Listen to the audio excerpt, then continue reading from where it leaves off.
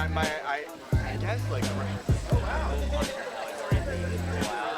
I mean, I guess like my theory now is to try to like cover as much as possible, like you know, as way back in the history as we have like literature, or try to like try to do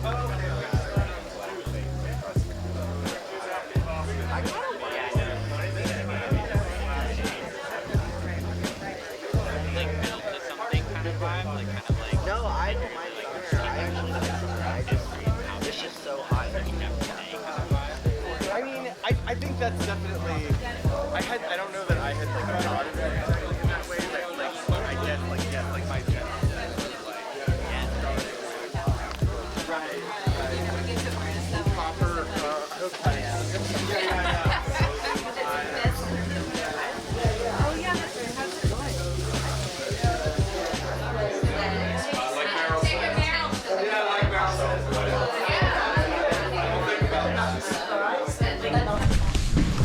Just a couple of housekeeping things. We do have what we could call restroom facilities just up the hill through the creek, and you can wash your hands and use the facility. Also, we have a weekly email newsletter that comes out called the Friends of Chinkapin, and you get all the real correct information that's not out of rumors or accusations. It's all good stuff. And also lovely fun pictures. So I have a pen that keeps moving around. Oh, here it is. So I will pass this around, so please feel free to sign up if you aren't already. And also too, we have all kinds of different community and cultural events that are going on throughout the year. In a couple of weeks, Friday, November 17th, we're having our next movie night, and it is a double feature. One film is called The Queen, and the other one is called Paris is Burning. And both of these are queer documentaries about drag history and drag culture. And we're very excited to be able to showcase them here because that's not happening anywhere else. So that's coming up, and that's going to start around 7. We usually have popcorn and drinks, and it's just a lovely, lovely time. We have them in here. We put our screen down and watch the movies, and it's just a gay old time. So, all right. So. But basically, thank you again for all of you for coming here. This is part of an ongoing series we hope to have where we get time to hear from our elders and learn about our path and our history as queer people and a queer community. What we're doing today in particular is we're also filming this event to help build an ongoing archive of spoken stories of our past. So I would like to say, if there's anybody who does not feel comfortable being on camera, feel free to go on this side or anywhere else. But we're mainly just going to keep the filming on this side, right around where Merril is. And we hope to make this available with some very clever editing and and some zhuzhing up, some beautifying, which there won't be much of that. Don't be necessary. So without further ado, our lovely facilitator is Socket here, so I'll hand it over to you. Thank you.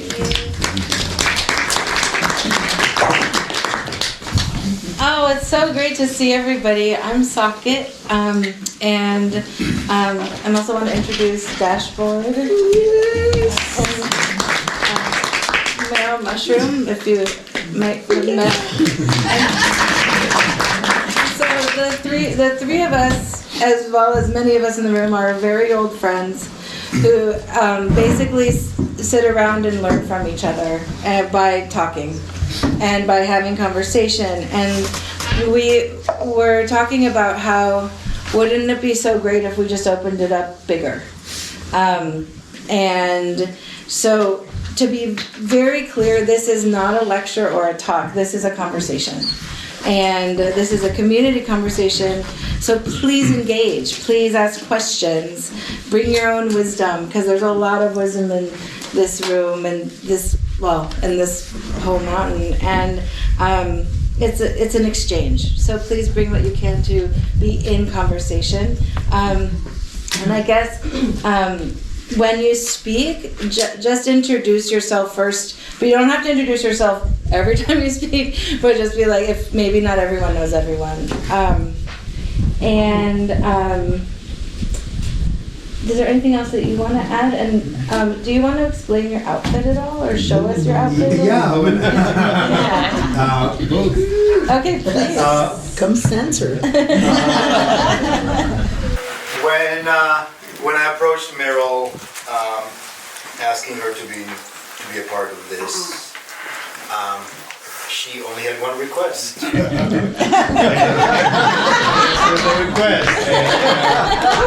request from Merril is something that I do not argue with.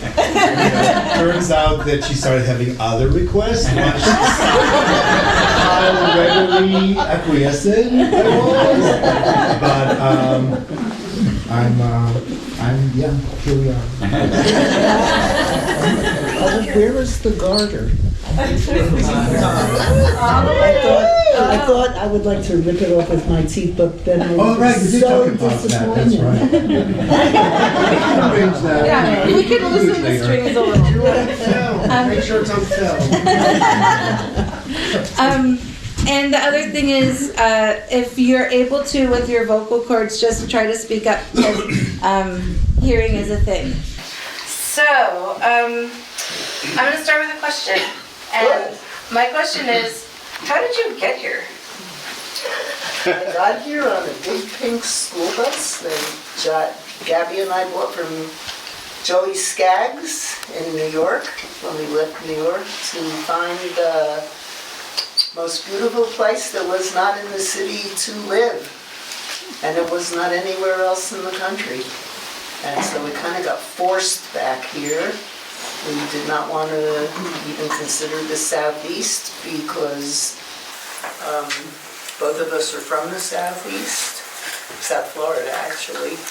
And we had adopted the first of our many children, and he was black, and we wanted nothing to do with the Southeast because both of us were here in the 1940s and 50s. It was not a place to be if you were a person of color. But it had changed.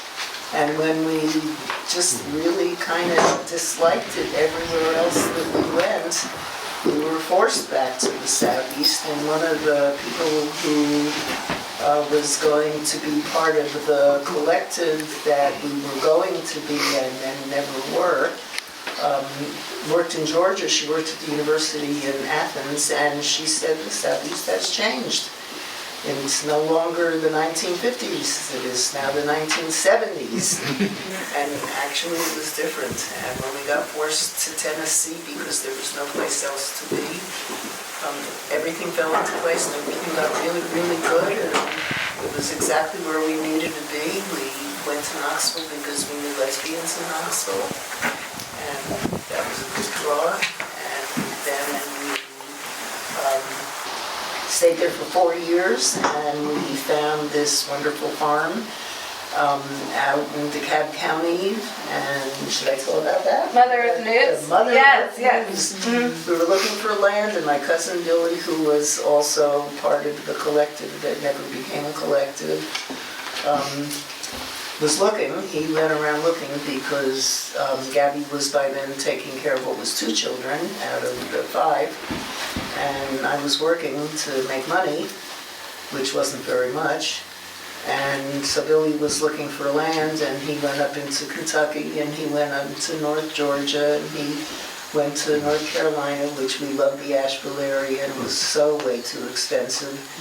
And then he was in the living room one day reading an old Mother Earth News magazine, and there was a letter in it from these people who had relocated to not far from Knoxville, the Robin Nora Harvey, who had come down again looking for back to the land, and their ad in the paper said, we're back to the landers, and we were looking for the most beautiful place to live, and we had found it here, and the land is cheap, and the locals are lovely, and we are looking for like-minded people to come and join us. So we figured like-minded people was code for us. So we went out to meet them, and we loved them. He was making the tea, and she was outside cutting the wood. And we called Julia to come up from Georgia to look at the place, and they showed us the land that we ended up buying, which was the land we no longer are on.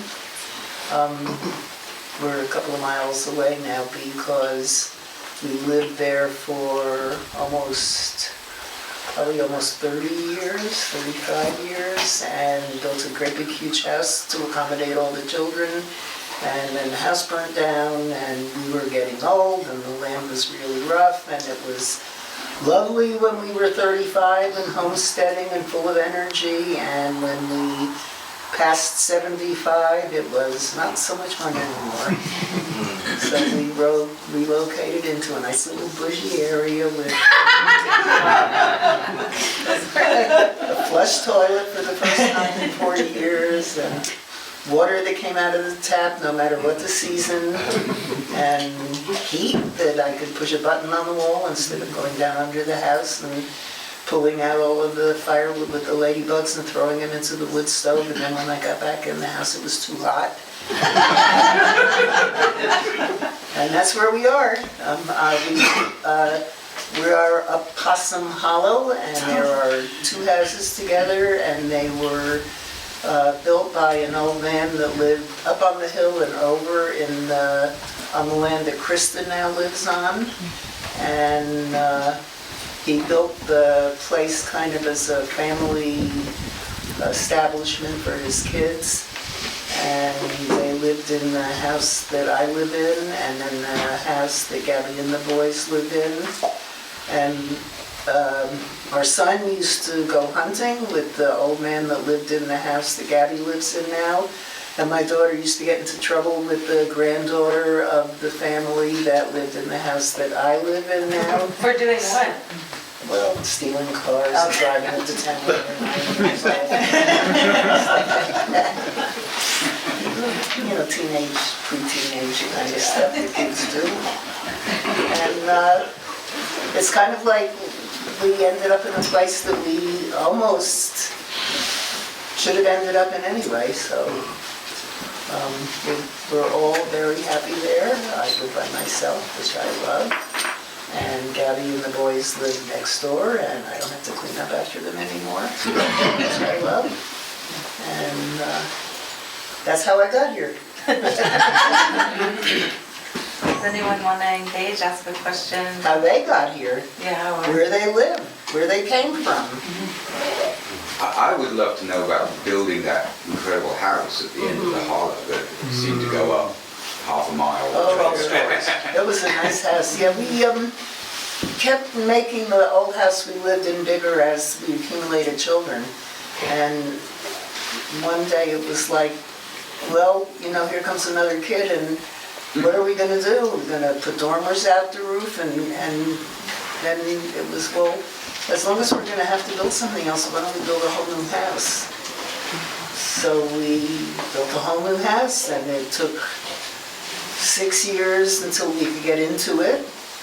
And once we were in it, we figured we'd finish it because we'd be in it. We wouldn't have to go up and down the hill so much anymore. But once we were in it, we didn't have to finish it right away because we were in it.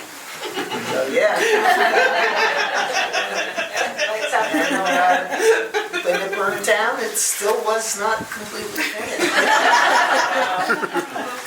Didn't you used to say, this is what you can do when you don't know how to build a house? Exactly. Yeah. Yeah, I learned construction skills on heavy construction, working for TVA, building on the Hartsville nuclear project, and it was not house building skills. And so we just built what we thought we could build. And people would come in and they would look, and they'd say, oh, you're not supposed to be able to do something like that. You can't span an area like that with that the way, well, there it was. So glad we didn't know we couldn't do it. Did you build it alone, just you and Gabby, or was the community? No, we had child labor. We had the kids, they swung hammers. We had a little bit of help. We didn't have a whole lot of help. We had several times we had a great big huge dyke contingent that came and swung their hammers and did their sawing and climbing and stuff. And we had a couple of guys that came and helped. And the guys from Short Mountain came and did the trim work, all that beautiful trim work that was all around the sides. And also the guys from Short Mountain put the ceilings up, which is why they're covered with gray fingerprints. Yeah, but most of it we did ourselves with the kids. That's why it took a long time, and I was working a job up in town to try and get money to be able to buy stuff. We scavenged a lot of building materials. You tear down a house and you get to keep the parts, and then you take them back home and put them in. And we didn't have to buy very much, but we did have to buy. It was expensive, but not as expensive as it is now. The guys from Short Mountain, you saw the sanctuary become the sanctuary? Oh yeah, it was nice. Yeah, we when we first moved here, it was hippies. All the hippies were here in the 70s, the early 70s, and Short Mountain was an anarchist collective at the time. And we would go up there. It was good community stuff. It was almost exactly the way it is now, except it was hippies instead of queers. And Gabby and I were really the only homos around, but the hippies were real good, and we had buying club, and we helped each other, and we worked on the land together, and people were there. There were a gazillion children, which was nice, which was what we wanted at the time.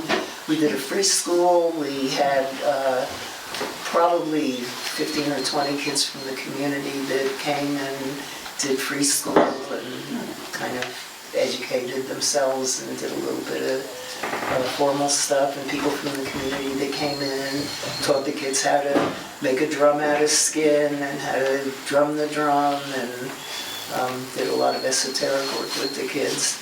And then the anarchists kind of left, kind of dwindled away, and then Milo came out. And when Milo came out, here came the fairies, because he didn't want to be there all alone, being the only fairy in the neighborhood. And here came the fairies. Jeff. Please clarify Milo Pine. Oh, Milo Pine. Milo Pine was one of the anarchists that lived at Short Mountain a long time ago. I just assumed that everybody in the world knows Milo, but does not know Milo. So when did the lesbians move here? Because we know some of the history of the mountain, but like the Dai community and the women that came to help you build the house and your social. My social set was not from here, but a lot of lesbians never came here. They came to visit. They visited a lot, and I went off a lot and visited a lot. And my Dai community was mostly in Georgia and North Carolina and Louisville, Kentucky, and Nashville, of course, and Knoxville some, which was far away. But there's still, when gay became queer, I guess the lesbians merged with the greater queerness or some such. My vocabulary is not very good anymore, so I don't really know what people call themselves. I just know that they're beautiful and I like them. I like hugging and just, whatever you are, what you are, I don't mind a bit. But Michelle lived at the sanctuary. Yeah, Michelle, she wasn't out then. Michelle was one of the first sanctuary members. She lived there when it was an anarchist community. She lived in Tiki. She talked about Tiki first came up there. They have a three-legged cow. Yeah. And then one year Michelle came to Michigan with us. She came up to Michigan, and she came out of Michigan. And ever after that, she was a lesbian. which I thought was very appropriate. What else? I'm curious to like hear further back. You know, like coming out in Florida in the 50s. What was that like? How did you find queer community? Oh yes, I could have asked that. The community in South Florida in the 50s was everywhere. I mean, you didn't even have to look for it. It was against the law to be gay. You could be put in jail, you could be put in a mental hospital. It was not safe. There was a lot of entrapment going on. There was a lot of really ugly, nasty stuff going on. But there was this absolutely phenomenal, enormous number of gay guys and gay girls, which is what we called ourselves back then. And we had a gazillion gay bars and clubs, and we had a gay beach, and we had potlucks, and we had everything you could possibly imagine except safety. And it, wasn't that important because we had each other, and somebody got busted and put in the pen, and then they would come out and they'd be all beat up, and everybody would gather around, and kind of soothe them and hug them and cuddle them and wait for the next time. But I mean, couldn't they also like lose their jobs for that? Oh yeah, you could lose your job and you could lose your family, and there was a long period of time where they were raiding the bars, which wasn't any big deal because they were all mafia bars, so they were all paid off. And when the cops would come in, they would flash the lights and everybody would stop touching and stop dancing unless it was like a two-sex kind of thing, and then they would pay the cops and the cops would leave and it wouldn't be a problem. But then they would also raid the gay beach, and the gay beach there was nobody to do a payoff, so they would herd people into the paddy wagons. They would have paddy wagons on the street, and they would herd everyone into the paddy wagons, and everybody would be carted off to jail, and then they would stay in jail, and then they would post bond, and then the newspapers would list everybody's name and address and where they worked and that they were queer, and that would be the end of the job, and that would be the end of the family, and that would be the end of a lot of stuff in life. And for a lot of people that would be the end of their life because they couldn't manage it and they would kill themselves and get out of there. So that was the other side of the great, big, huge, wonderful, warm gay community. When I said that we had everything but safety, that was where we did not have safety.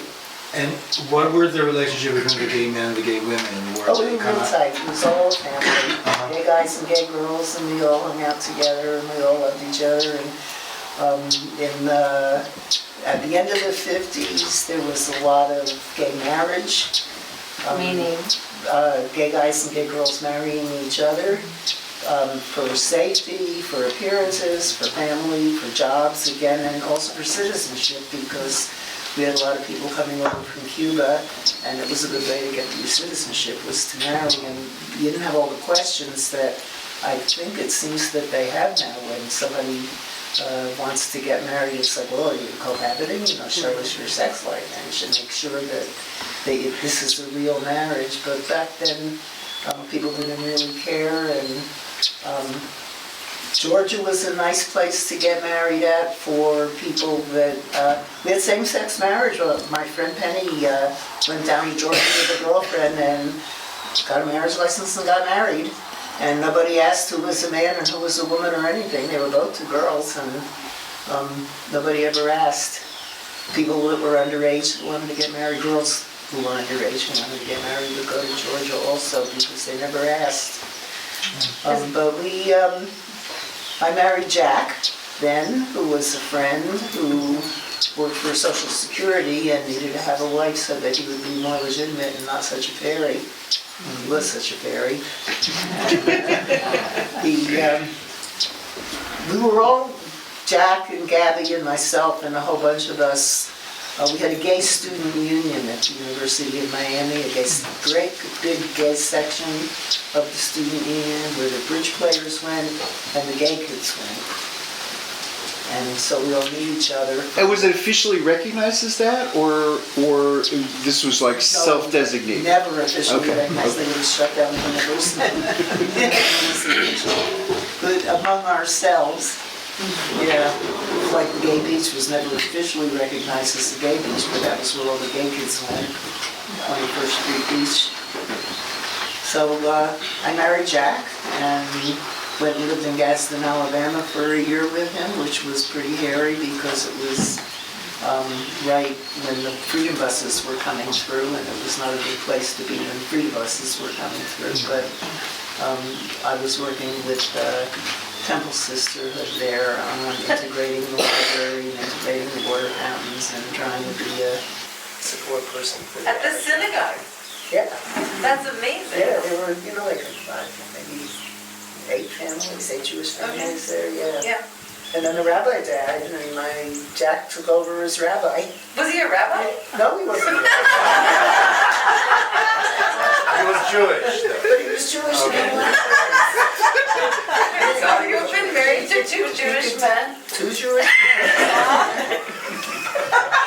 Your mother must have been so proud. My mother knew.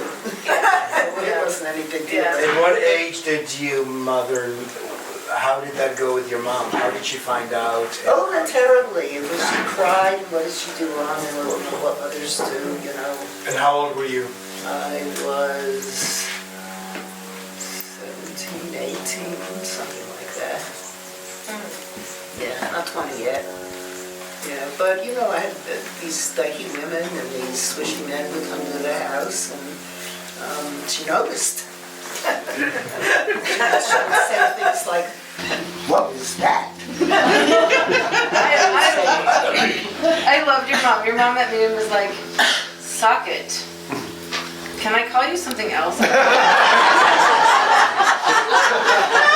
want to call you that. And I was like, she was like 90 plus. I was like, yes, you could. I have like 6 options. Didn't you tell me at some point that this is like way later, but like your mom's house, kind of like the backyard of it, kind of about an area where guys were having sex in nature? Oh my God, yeah. And your mom kind of knew about it and was, like... No, she didn't know about it when it was happening. She looked out her window one night, I guess it was about 2 in the morning, and there were 2 guys having sex under the bush outside her bedroom window. And she said, "What are you doing?" And I ran away, and one of them didn't even have his pants up. They ran away so fast. Yeah, Flamingo Park, and right across from Flamingo Park. I guess it had become a meat rack place for a while. Yeah, my mom was a character. She was great.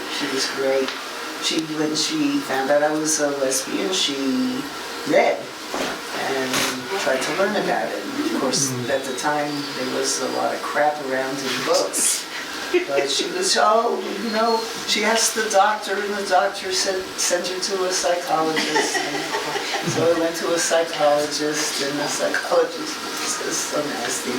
Not nasty. And I said, I'm perfectly happy the way I am, and I have no intention of changing, and you can tell my mother she's wasting her money, and she wants to send me to you. So he did. And she said, well, okay, then I'll go there. And then she learned stuff, and then she became very proud, and she became a really good advocate. And she was with a group of her friends one day. I guess they were all in maybe their 70s at the time. And the women were talking about how gays shouldn't have children because they'll indoctrinate them and they'll become gay, which was kind of the prevailing notion at the time. And my mother shot up out of her chair and she said, "You don't know what you're talking about. My daughter's a lesbian, and her husband's a gay man, and all 5 of their children are straight." Mom, do you have any idea what that sounded like?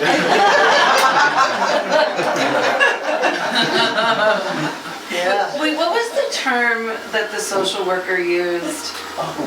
Do you know what I'm talking Yes. about? Yeah, when we were adopting, we were down on record as atypical but highly desirable. Atypical. And they would, and anytime there were people that no one else wanted to adopt because of racism or because of, like, they would send people to you, or like, how did you? The children? The children, yeah. Hard to place, they called them. Hard to place. Hard to place. Used children. You say used children? Yeah, they have a used children book in Tennessee that we used to go through. It's called the Tennessee Red Book. And it's children that are not prime products of the time, as it were. We call it the used children book. Wow. Yeah. Used, not abused, right? Well, some of them were. Well, I understand that, but it Yeah. was the used book. Yeah, yeah. I don't think they called it that, though. No, no. Older children, siblings, SADS, kids with disabilities, kids that were in pristine, white, male, newborns. Yeah, yeah, yeah. And you didn't want white kids, right? Or what was the? We would take, no, Anyway. we wanted kids that were difficult to place. Right, that's right. Yeah. I wouldn't care if they were white. Yeah. I mean, look at Jesse, Appalachian white boy. Yeah. Yeah, there he is.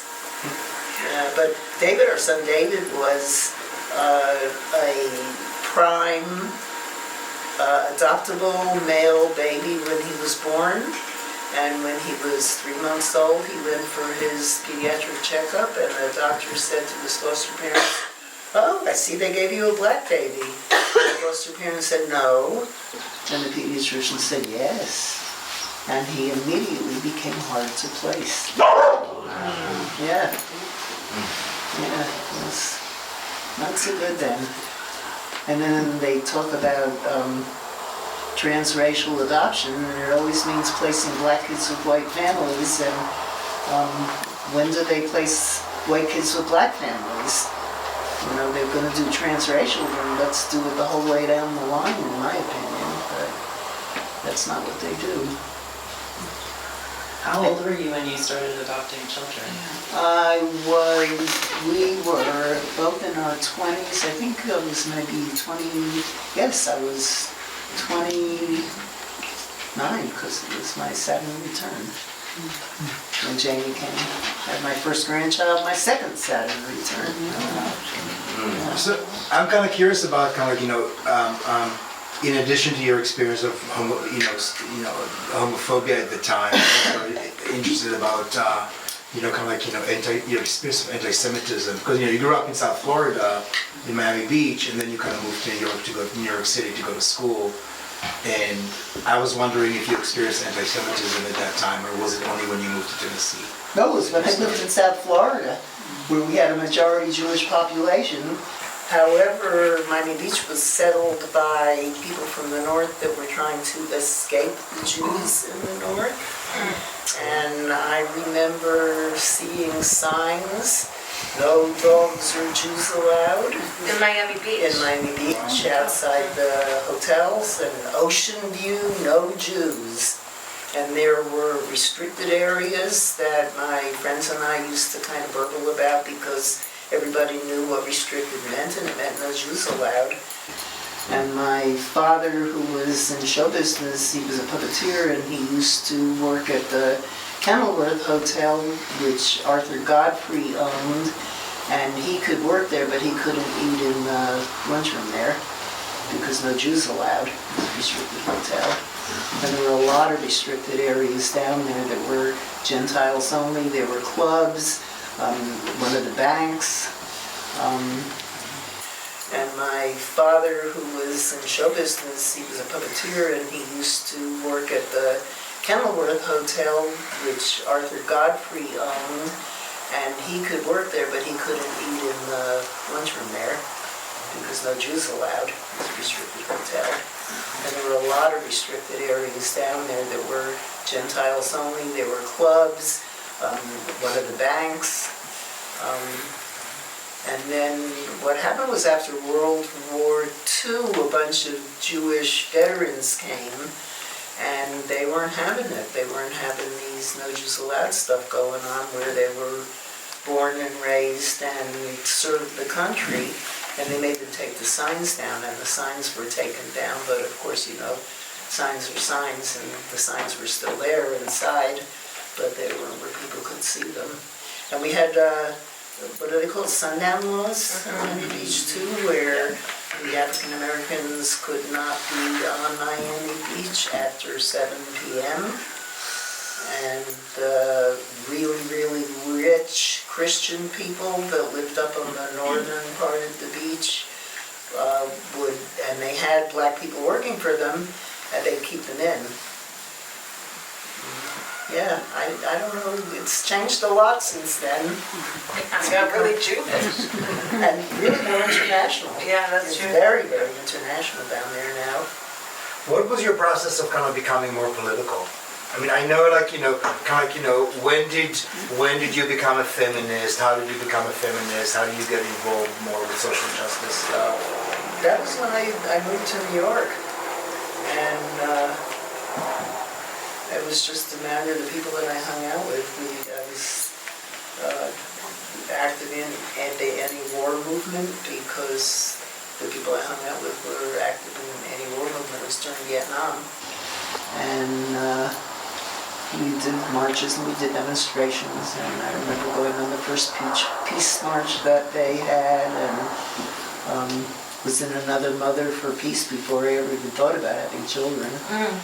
And anti-racism work because I taught school in Harlem, and people that were the administrators in the school were 1940s commie pinko integrationists, and they had a lot of influence on me because I was very unaware of that particular kind of racism and what it meant and what all the implications were and what the results were. So I kind of slid into that. And then when feminism started blooming, I guess in the 1960s, it was an easy place to just spread out into. Yeah. Where were you when Stonewall happened in '60? I was right around the corner. I remember standing on the street there, and one of my friends, dyke friends, came running out, and she said, "The fairies are rioting at Stonewall. I'm going, you want to come?" And I said no, because I was more interested in the woman in the bar. Okay, the question is, did it work out with the woman in the bar? Yeah. Okay, so okay. Brief encounters. Yeah, golly, I can see her now like I was standing right there on the street. The berries are rioting at Stonewall. Yeah. Go ahead, Roque. So I can look back on my life as a queer person and remember that most of it was this tug of war between trying to feel safe and trying to feel brave. I can't hear you. Oh, I can hear you as far as trying to feel safe, and then the rest. Yeah. Oh, yeah. I was saying. brave. Yeah. I want to reflect back on my life as somebody who's, as a queer person, it was often this tug of war between trying to feel safe and trying to feel brave. Where? Just in general in my life. Where were you at the time? Oh, throughout my life, whether I was growing up, a little closet case Asian boy in high school, or just in school, wherever, at any job. Once you come out once, that doesn't take care of it all. It's not a one action thing. You come out every new neighborhood you go to, or new job you have. And I guess, and for me, safety went out more than anything else, I'd have to say, if I was honest about it. And I guess my question for you is, looking back on your life, is there anything that you do differently that influences how you live now? Oh, I couldn't imagine that to be the case. I mean, now is now. Yeah. Then was then. It wouldn't matter. I don't even think about that.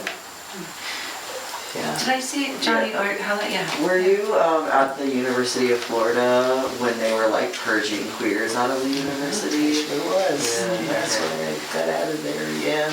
Charlie John's investigation. We had a senator from Stark who was a real redneck, and his name was Charlie Johns, and he was like idolized Joe McCarthy. And when we had the McCarthy hearings in the 50s to purge communism from the world, or whatever it was, it trapped a lot of people. And he decided he was going to purge Florida of the communists. And so he was convinced that the NAACP was a communist front organization, and that people that were working in anti-racism movements were commies, and anarchists were commies, and everybody was an evil commie, and he was going to get rid of them all. And what happened was Theodore Gibson, who was a preacher who was the head of the NAACP at the time, took him to court and sued him for constitutional, something to denying him his constitutional rights, and he won. And so Charlie Johns couldn't be doing all of this purging against the African Americans at the time, so he decided to purge the homosexuals because there was a big incident, I guess it was around 1954. There was a gay man who was picked up by a couple of teenage hustlers, and they murdered him, and the case became very sensational and got in all the newspapers, and at that point the huge gay community and activities became newsworthy. And the papers were like full of headlines like, queers and lesbians invade Miami Beach. Fathers, are you watching your daughters? And it became a really big deal and very, very public. And that's when the raids that had been kind of every now and again really, really picked up. And that was when the beach got raided a whole lot. They had a restroom in Gainesville where the gay guys used to go to meet each other because there really wasn't very much of any place else, especially there in that little teeny weeny town. And they would have plainclothes cops in there, and they would wait for a guy to come in that they thought might be gay, and they would make advances. And if the guy picked up on the advances, they'd arrest him and take him down and put him up and get him to name other people. And it got really bad. They had recording devices in the motel rooms, and they had informants in sorority and fraternity houses. And this fella really did a number. He was determined that he was going to get rid of the queers. He didn't call them queers. The homos, that's what he called them. Get rid of the homos. And several of the professors at the University of Florida and also Florida State were exposed, and a couple of them committed suicide, and most of them left the state, and a lot of professors quit, either because they were afraid or out of protest. And he kept on with that for 10 years. Wow. They issued a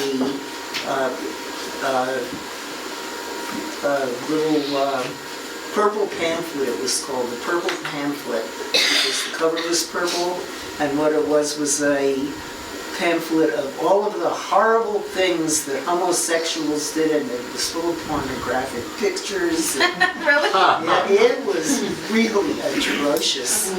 And they printed it at taxpayer expense and distributed it to all of the members of the legislators.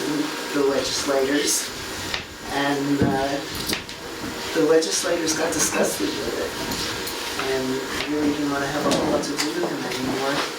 But he kept on and kept on and kept on, and they had interrogations.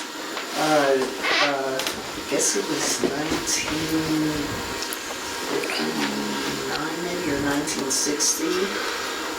We had the grapevine, our gate grapevine was that, well, we had the Johnson investigations and people knew it was happening, and some people that I knew got caught in it, only young people, because I was a kid, they were all kids.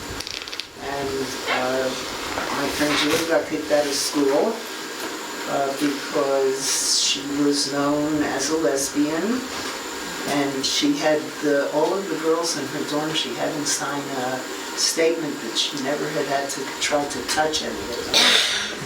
And she still got kicked out of school. She transferred to University of Miami. They allowed her to transfer her credits because she was really a brilliant person. And at the University of Miami, she was involved with thespians, and they were doing a production of Lysistrata. She had to live off campus. They wouldn't let her live in the dorms because she was a danger for the girls. She got an apartment off campus, and University housing off campus. And they were working on a production of Lysistrata, and she had these two gay guys that were in the cast, and they were at her apartment, and they were practicing, and it was late, and they were tired. And she said, well, why don't you crash here? You know, you can stay overnight here. And in the morning, a woman that lived down the hall from her reported her for having men in her room. Because it was against the law then to have men in your room. And she got kicked out of school for having men in her room. Yeah. The irony. Yeah, as a lesbian. But they would call people in, I can't remember the name of the district attorney who conducted the hearings, but they had hearings and everybody knew that they were going to have hearings, and nobody knew who had blabbed whose names and who was on the list and who had been called, and then they would call people in off of this list that they had, and it was like out of a horror movie. You know, they would sit them on one side of the table, and they would have a light on them, and the interrogators would be on the other side of the table, and they would absolutely terrorize the person that they were interrogating and make them confess and make them name others, and it went on and on and on and on and on. And it was nasty. It was really awful. During the John's committee hearings, was there any form of resistance or activism? No. The only activism that people could do was to get the hell out of there. Leave the state. And who could do that? When you're 17, 18, 19 years old and you don't have a job and you live with your family, and now your family kicks you out and you're on the street. And I guess the main resistance that people did was help each other. And the grown-ups had to be really careful not to be too helpful to the teenagers, because then they would get charged with crimes against nature and contributing to the delinquency of a minor. The laws were really, really rough. Yeah. It's kind of hard not to draw the line to the laws and the legislation happening here now. Yep. Beware. We would talk about, well, they're going to build concentration camps for the gays. But we had a hero. We had Richard Inman. We had the taxi driver. We had a gay taxi driver who, after 10 years of the Johnson investigations, got so fed up that he started doing a lot of writing and a lot of activism, and he went to the legislators and said if they didn't lay off, they were going to have a drag parade during tourist season. That sounds so familiar. Such a good idea. Now they just make it illegal. Then they were horrified. Yeah, and finally the whole John's setup just kind of dwindled away. It stopped being funded, and the legislators got tired of it, and I don't know, Charlie Dunce eventually died of old age and maintained till his last breath the criminality and horribleness of the homos. Were you still in Florida when that kind of fizzled, or were you already? No, I was already in New York. Yeah, where it was safer. So that was a part of why you chose to go to school in New York? Oh no, I just wanted to go to New York. It was glamorous. You know, go to Greenwich Village and be a starving artist in the garret and see lots of gorgeous women in the bars. And it was true. Except for the starving artist part. That wasn't true. Yeah, the first time I was in a gay bar in New York, the police came, and all they did was hustle everybody out and say, okay, leave. And nobody got arrested, and nobody got charged, and it was like, oh, this is not too bad. Is New York also where you started to become critical of the state of Israel as a Jewish person, or was that earlier? No, because actually I was inclined towards Zionism because I was a World War II kid. And I had a lot of relatives that were slaughtered in concentration camps. And I was aware when what was the name of the boat that was turned away from the shores of our great United States because it was full of Jews seeking sanctuary, and there was no sanctuary to be had, and they were being turned away from a lot of other places. And there wasn't any state of Israel then. I mean, it wasn't the thing. This is like the early 1940s, mid-1940s, late 1940s. And it was like all about, in Sunday school, the Jewish homeland, and a place where we could go and be safe, and you could go just because you were Jewish and not be turned away just because you were Jewish. And people were going to do farming and collective living, and it didn't really work out that way very nicely. And then I became more aware of what was going on with dislocating people who lived there originally, and it really smacked me of what the white people did when they came over to this continent to the people that were living here originally. Were you a grown-up by then, or? Well, I was in my 20s, early 20s, yeah. Yeah. Grown up enough to be aware and not swallow all of the mythology that were like when we were kids. And it wasn't mythology then, it was real life then. But then it became. Then it became lies, misinformation, manipulation. Ultimately, genocide. Yeah. And was that something? Another genocide. Yeah, exactly. Another genocide. We live in a world of genocide. Crap. I was talking to someone a few days ago, and they were talking about like how, it was from New York, and they were talking about like how every social justice issue that they've ever been a part of, all of their friends have been in it together, up until what's happening right now. And this is the first time they're actually losing. There's something about what's happening in Palestine that's dividing people who had never been divided before.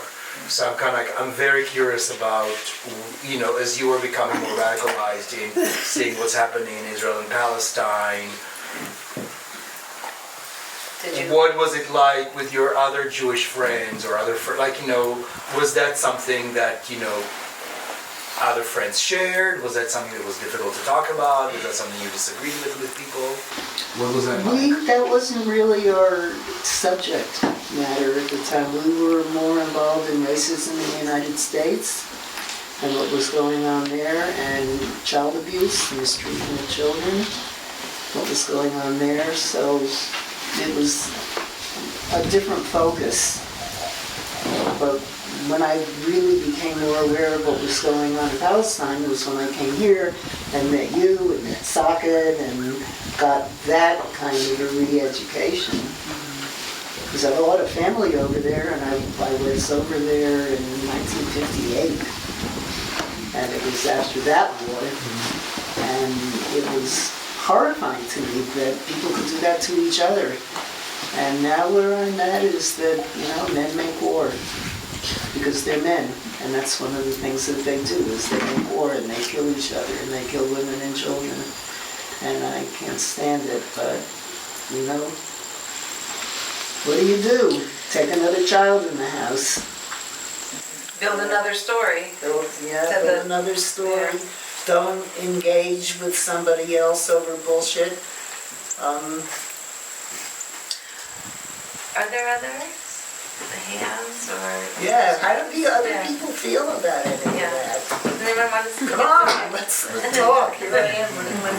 I know you're just so, I love when you do it. I have more questions. I'm encouraging. But I know that there's like other, you know, maybe people have questions, people want to speak up, feel free. Also eat snacks and, you know, allow yourself to pee and, I mean, out Yes, there. goody, a hand.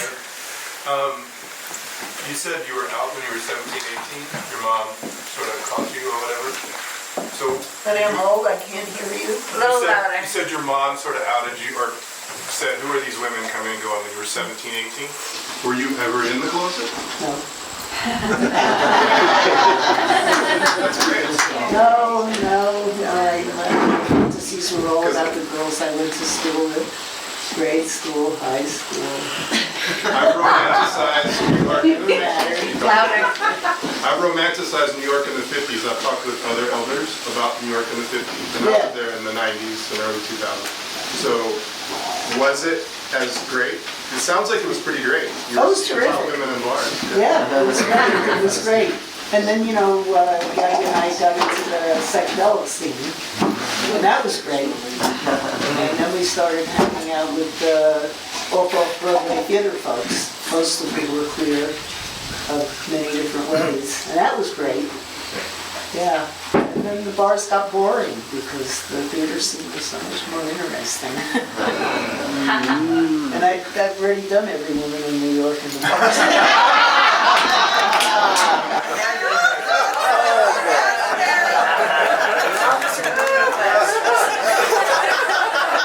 I feel like this is what we Not true. This is where we go around, each person says how long it took them to go. I was gonna say, this is when we do a plug for bar dykes. Yeah. Let's do it again. Yeah, the bar scene was good. It was, yeah, I mean, it was good and it was not good. You know, you have your positive and negative in every single scene that there is the beauty and the ugly. You must take the bitter with the sweet. And it's all there. I actually have a question for you, Merril, about bar dykes and your other books. How did you get into authoring books and plays? How did I do what? How did you get into authoring books and plays? Oh, I always wanted to be a writer. I was always writing. Yeah, that was just, you know, some people play baseball and I'm not good at sports, so I wrote stories from high school on. Yeah. But I like doing stories about early gay days in Florida because it's important and there wasn't a lot of that out there at the time. And then what it really was I found out that if I wrote a story and they put it in a magazine, I could get a free copy of the magazine. Yeah. I didn't have a lot of money to buy subscriptions to magazines and stuff. And it was like, ooh, this is good. Yeah. What about herbalism? How did you get into game? Oh, good. That's just like the natural course of events. Right? Yeah. I don't even. Oh, I do remember. It was I read Yule Gibbons when I lived in New York. We had a collective house on Woods Road across from the Catholic Worker Pond that a bunch of escape kids, everybody had a room and we'd come up on weekends. And I was really interested in what was growing outside and didn't know very much about it, so I got Yule Gibbons books, Stalking the Wild Asparagus and Stalking the Healthful Herbs and Blue-Eyed Scallop and all of those. And I spent all winter reading them and studying the pictures, and I knew that when I went out in the spring, everything would still look like everything else, like it always did. And I walked out in the spring and there was wintercress on the ground, and I knew what it was, and I knew what it was for. And it was like a whole transformation happened in my brain. So that was the beginning of that. Yeah, went on from there. I wondered if you ever like got discouraged, and like what advice would you have for the people that are coming on and holding space here now as a community? I don't ever give advice. I don't know enough. All right, not advice isn't the right word, but do you have like a message or like, any kind of thought that you would have that you would want to share about being in community and holding that space? And I think everybody here knows exactly how to do that because that's what you're doing. Yeah, that's wonderful. It's awesome. I look around and I just see all these great people that use different terminology for who they are and what they do than I used to, and they're just doing these wonderful, beautiful things and having good times with each other and having terrible times with each other and loving each other and fighting with each other and being people and loving where they are mostly and struggling and getting over it and getting past it and not getting past it, and it's perfect. Yeah. I have a question. So my understanding of kind of like evolution of lesbian culture was maybe it was like more butch and femme, and then in the 70s people kind of became more androgynous. Was that your experience, like watching lesbian culture evolve? Were people more like butch and femme back in the day? Oh, we were very butch and femme back in the days, and it wasn't where we are. Yeah. Yeah, I'm still a butch dyke. For sure. For always. Yeah, that's where it is. That's where it'll be. And I think maybe, I don't want to say young women. I don't know what people call themselves anymore at the time, because everybody changes what they're calling themselves, and I always don't want to say it because I don't want to make anybody insulted. But I think that there's more claiming as a lesbian. More people are claiming themselves as being lesbian than maybe 10 years ago. Or maybe it's my imagination, but I'll take it if it is. I support that. Yeah. Yeah, and butch femme goes round and round. When feminism was really big, it was like, oh, there's no such thing, and this is hetero-masculinizing everybody, and that's not what it is. I mean, butch femme has nothing to do with gender or sexual identity. It's a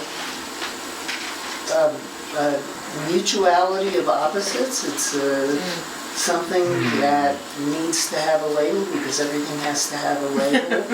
But butch is butch, and there's a little bit of femme and butch, and femme is femme, and there's a little bit of butch and femme, and it has nothing to do with male and female and any kind of heteronormative worldview. It's just, a person is artistic or not artistic, or musical or not musical. It's an essence of a person.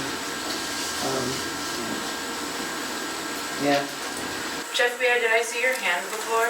Yes, I did, but please give me a moment. The battery, I have to change the Oh, battery. sorry. Oh my God. All the time. This is really dramatic, and everybody just keeps staring at me. We're waiting for you, Jeff. Yeah, everyone's staring at me. Identity, like you mentioned you sort of like when you were younger you identified as a gay girl.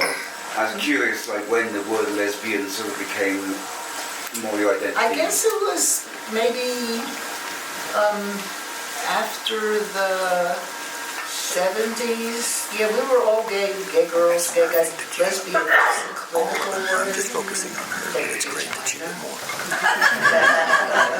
Masturbation. Oh yeah. What'd you call it instead? What'd you call vagina? What do we call vagina? All different kinds of things. My favorite was pussy. Yeah, it always was. Yeah. Yeah, depending on how we felt about the person, I guess. Lesbian was like a dirty word. It was just. So was there a sense of reclaiming that word? I think so. Yeah. I guess so. Yeah. So is that a part of like the feminist movement? Is that something that happened? No, after the feminist movement. Okay. Yeah. Well, or maybe during. I don't know. Did the feminist movement never stop? It's kind of like a bowel movement.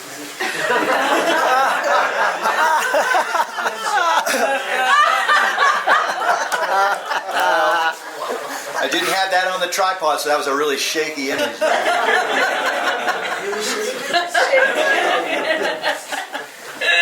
Yeah. So you said earlier that in the 50s, gay male and gay female culture was very intertwined. In South Florida. Gay guys and gay girls. Guys and gay girls. Yeah. As feminism became a bigger force within the lesbian community, did that? And by then, of course, you were in New York. But I'm kind of curious, what were the relationship between the gay guys and the gay girls, or the lesbians and the gay men? Like in your world when feminism was like a stronger identity. I was so interested in women that I didn't pay much attention to men. They were there in the world, and I wasn't as engaged. I guess the culture was different. We weren't as engaged with one another as we used to be. In New York, we had some of the bars were mixed, and some were more male, especially the rougher bars, and some were the girls' bars. And in the downtown theater scene, everybody was together. Yeah. The gays, the straights, the in-betweens, the neithers, the boths, the whatevers. It was mostly theater was the focus. Is that when you dated that trans woman? Is that that? It was a little earlier. It was in the early part of probably the mid-60s. Yeah. Yeah. Yeah. And even back in the day, when in the 50s, there were a couple of women that had gotten street hormones. And we didn't call them trans anything. They were called sex changes. And that was the terminology. And there weren't too many. And I remember, Brandy's taking hormones now, and she's going to be a sex change. And Wendy... And that wasn't offensive? To the women? No, it was what it was. Yeah. The terminology of the day. If you even needed terminology, and people were more worried about her taking drugs off the street than anything else, and nobody was really worried much about anything. And it was curious, and I guess some people were fascinated, but there wasn't any condemnation, and there wasn't any bad feelings, and there wasn't any finger pointing. It was just, well, that's what she's doing. And then there were a couple of women that I knew in Tampa. I don't know if they did anything to alter their physiologies in any way, but they were passing women, we called them. And they passed in their daily life as male, and the only people that knew different were their intimates, or their close friends. That was really weird. Yeah. How long did you and Gabby live here before more queer people started moving out here? Probably,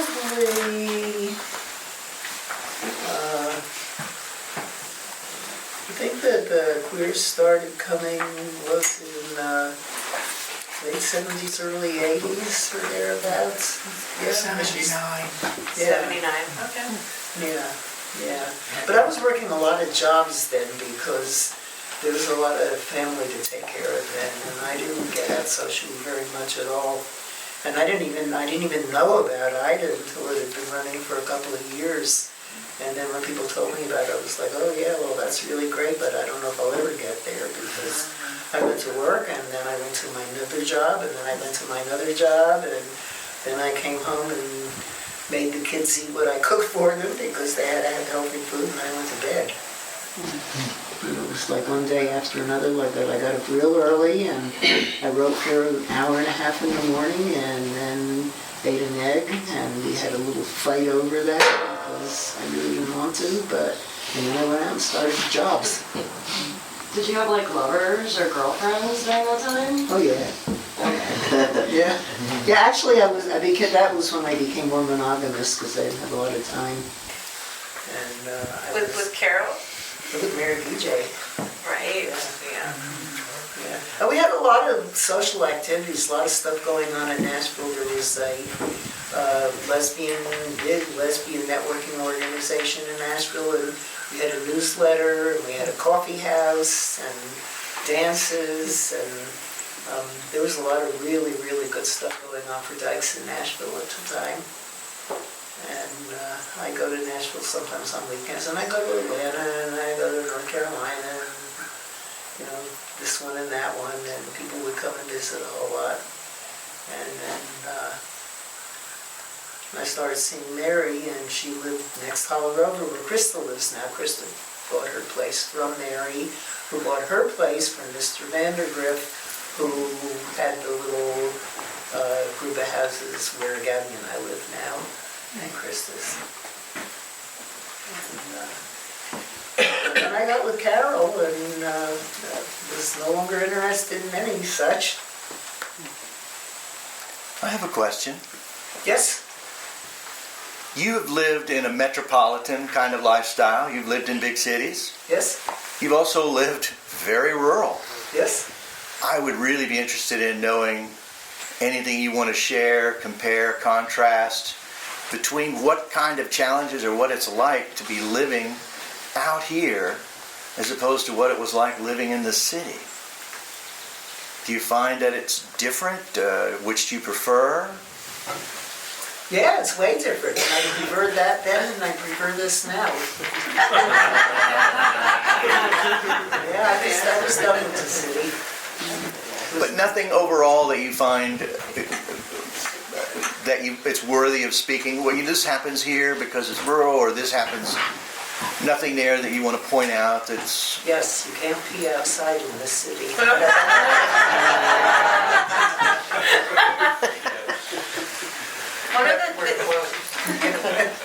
One of the things that you modeled for me, besides echinacea powder on everything,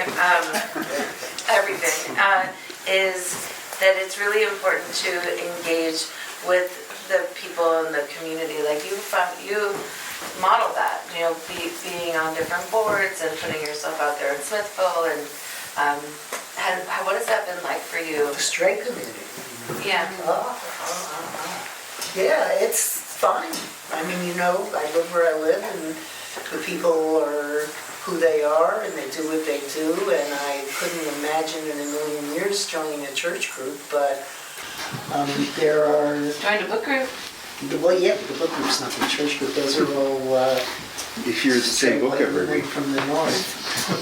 No, but and this book group is the old hippies. No, but what about the... Oh, wait, is that bridge where they let you do your own prayer? What was that? Oh, that was a group, I think it was an earlier part of the book group where the woman who was hosting it, they do grace before meals all the time. Not my other book group that I hang out with them, not the bridge group either, but this was one that had more Christian people in it, and they always do a prayer before meals. And when I taught the school system, they always did a prayer before this and after that, and everything was in Jesus' name all the time. And she asked me out of nowhere, she said, would I like to do a Jewish grace before the meals? And it just blew me away. Because they all know I was a Jew, they didn't all know I was a dyke, they all knew I was a Jew though, and nobody ever voiced anything that was other than Christian. Yeah, that was really sweet. Yeah, I found out she worked with the Mexican teenagers on getting their, what's the name of the program where they get on when they come to America to, yes. That's it, yeah. Sarah, what were you gonna ask? Oh, I'm curious, like with your friend groups and like your social community when you were living in Florida and when you were living in New York, was there anything that you, like in reflecting on, like would have done differently? Like with your relationships with your friends, anything you would have changed? I don't think about that either. It was what it was, and it is what it is, and it's all good, and some of it's not good, but it doesn't matter. Yeah.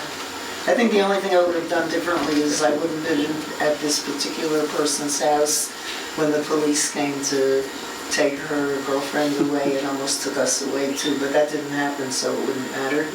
But it frightened me. But it was all right. Yeah, no, I didn't, everything is what it was supposed to be. Yeah. Yeah, but I do want to say about some of the people that I work with on my Upper Cumberland board out of the health department for the primary care program that they have, which is to make sure that poor people get decent health care when they don't have insurance. And the board is mostly local country people, and they are so fabulous. They are so wonderful. I mean, we never talk politics and we never talk religion, and all we do is talk about what do the people need in the way of healthcare and how can we get it to them. And I've been doing it for about 15 years now, and I just absolutely adore these people, and I adore this sport, and it is so wonderful. And I absolutely encourage anybody who lives in the area to go to the health department if you need any kind of health care, because they're good, as Caleb can tell you, who had a good experience the other day. Yes, they are. Yeah, they're really good.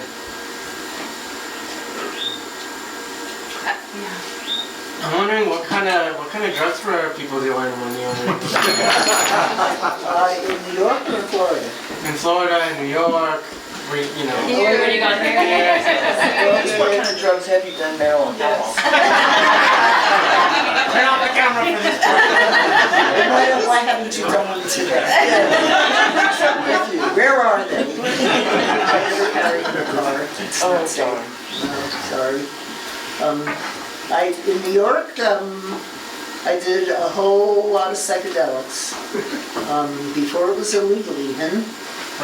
Yeah, you have to remember when, better get your sugar cubes and stock up because LSD is going to become illegal next in September. Yeah, so we did, but we did a lot of acid, a whole lot of acid. It was really, really helpful. And really wonderful and really nice. And will you describe the ritual that you would do? We're involved, well actually it was one of my girlfriends who got me involved with the Castalia group with Tim Leary and Dick Alpert, who became Baba Ramdas, and Ralph Metzner, who kind of started the whole Tibetan Book of the Dead thing, and they wrote this wonderful manual on how to guide yourself through a LSD trip, and we were pretty stuffy about how we did it. We followed the manual, and we had 3-day sessions where the first day we set up for the session, and then the second day we took the substance, and then the third day we kind of debriefed ourselves on it, and it was, I guess, one of the ways that was really helpful. And then long about during the drug seasons, we got more comfortable and went to the museums and went to the cloisters. Oh my God, the cloisters on acid was just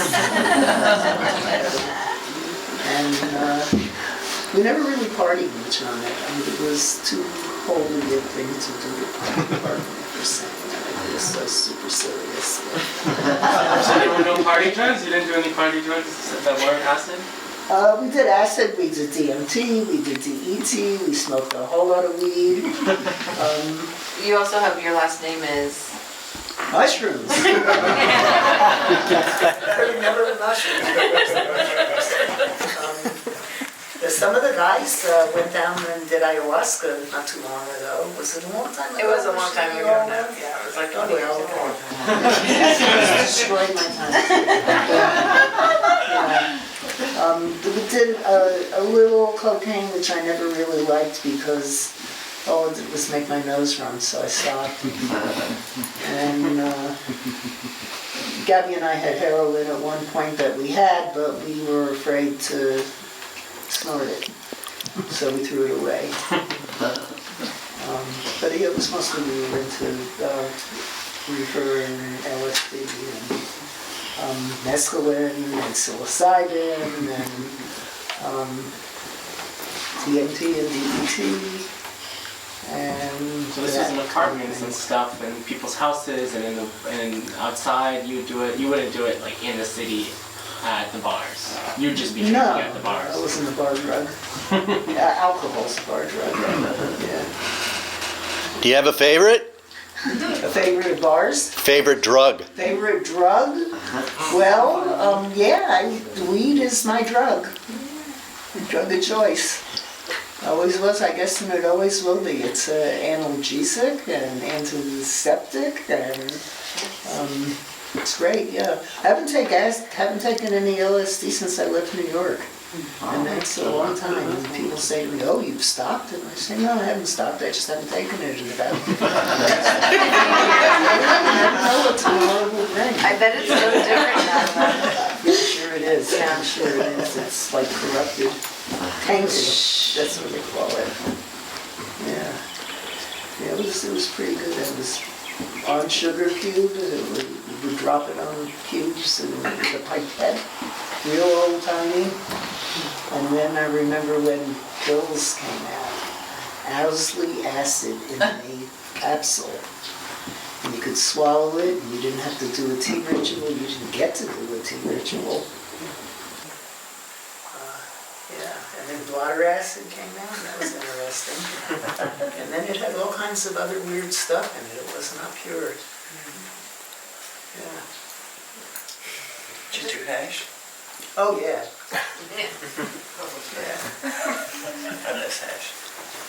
Don't you grow it? Don't you run through your poppy field and get it on your leather jacket? That's what I feel supposed to be, is a poppy field. Yeah, you need a poppy field. Okay. I'm working on it. No, not a poppy field, a pot field. A pot field. Poppies is something That's else. opium. Opium is what you run through your poppy field for. This is delightful. And I just looked at the time, and it seems like we're gonna wrap it up really good. Good. And then next... Where's everybody else's conversation?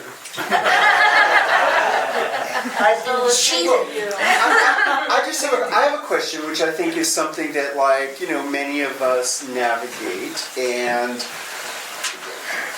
you know, you say you've never been in the closet, you've been living out here for decades. How do you navigate your sort of visibility and outness, like, out in the world here, with, like, the people who are, you know, not specifically queer? Like, do you know, like, have you typically, like, been out to everyone you meet? Are you very selective about that?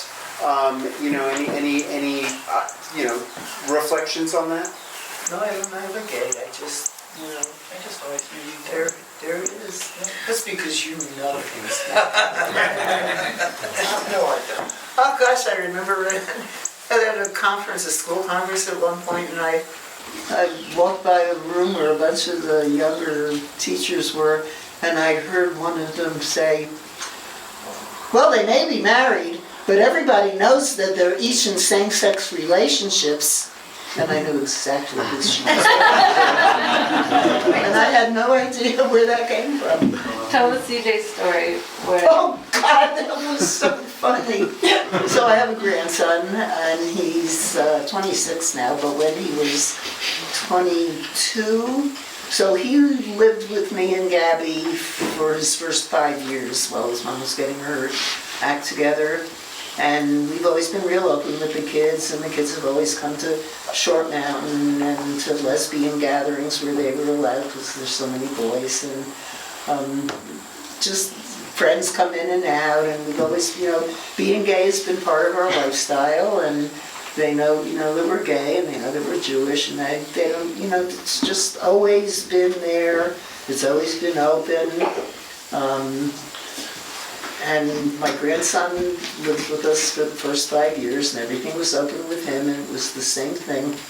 And one day, I guess when he was 22, Saka was over at the house. And what were you talking about? You were saying something about being gay? I said something like, what was it like having queer grandparents? No, you were talking to me about something in our life. Maybe about Carol or something. Yeah, something. But CJ was there, and all of a sudden his head whipped around, and he said, "What? What? Nana? You? And Papa?" He's like, "Papa's not gay." I said, "CJ, didn't you know?" "No." I said, "Do we need to talk about this?" "No." You're totally out of Gabby and Merril. I thought, my God, where have you been down I guess, so natural that he never thought anything of it. That was so funny. How old? 80-something? Correct? You finally came out and said, I know. For CJ, yes. He finally internalized it, I guess.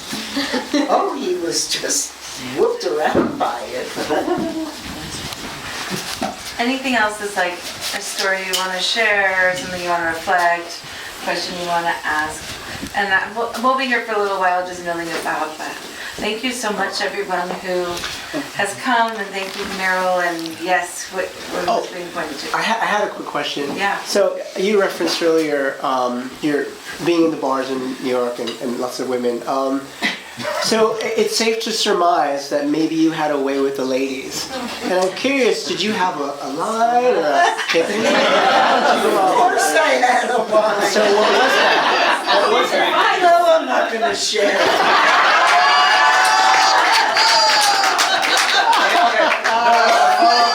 Follow-up question. Trade secret. Is that line in the script of Bar Dykes? Yes.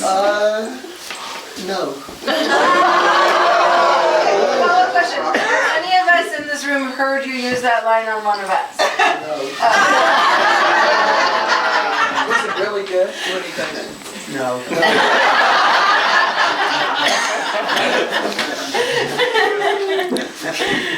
That seems like a good ending.